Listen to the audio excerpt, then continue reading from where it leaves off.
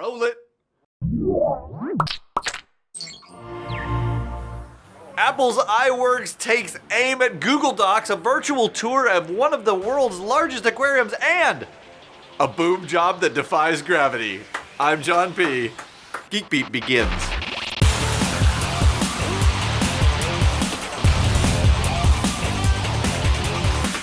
This episode of Geek Beat is brought to you by QNAP, network storage made awesome.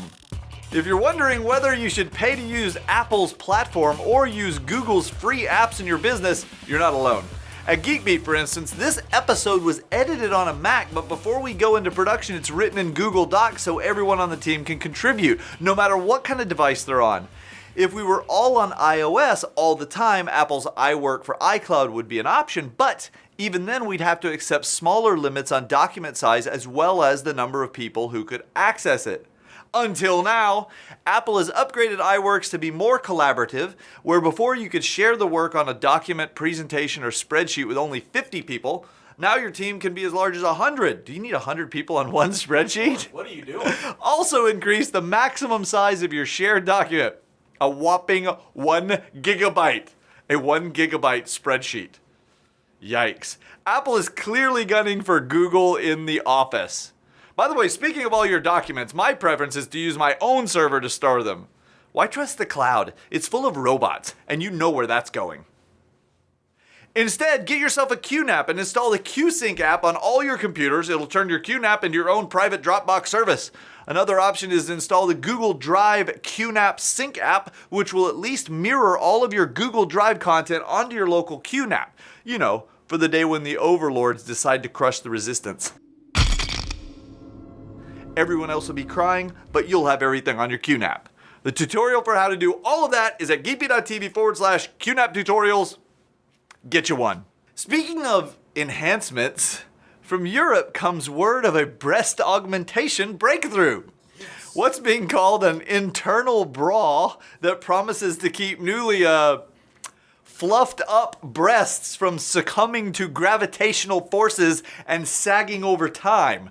The Orbix breast support system attaches silicone straps to the ribs, creating a bosom buddy, or a hammock, if you will.